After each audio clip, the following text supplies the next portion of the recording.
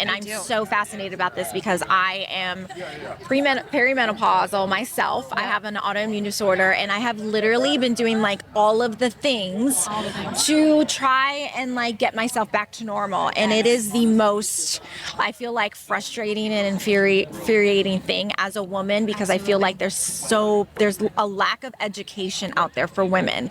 Yes, there's a lack of education, but there's also a lack of resources. Yes. And I truly think that that range, that perimenopausal range, is where it gets hit the most. Yes. Because there's not really any support offered other than, maybe go to your conventional primary care. Which they don't tell you anything. No, and they're like, okay, everything looks normal. Yeah.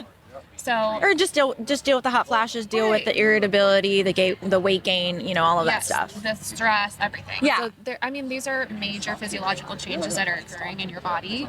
And so the way that I work on that is that we do full nutritional assessments, which is huge, because if you think about, every organ in our body is fueled by minerals and nutrients, vitamins. And so if you have a nutrient deficiency, which at least 50% of people in America have one, if not multiple, that's going to impact your organs from being able to function optimally. So that's just where we start. First off, do you have all the building blocks that you need in order for your body to function properly? Then we do a systems deep dive. So we'll go into different symptoms and talk about, are you having specific symptoms related to thyroid health, related to liver function, related to digestive system? If there are areas in the body that have a lot of burden with lots of symptoms, we'll kind of hone in on those. And we can make protocols with functional lab testing, so we can kind of get to more of that root cause of what's actually going on. And the other thing that I think sets what I do apart is that I look at labs in a very different way than your primary care would. I have ranges that are called functional ranges. So if you think about blood work, you will get a range, like a clinical lab range, that is the average of Americans.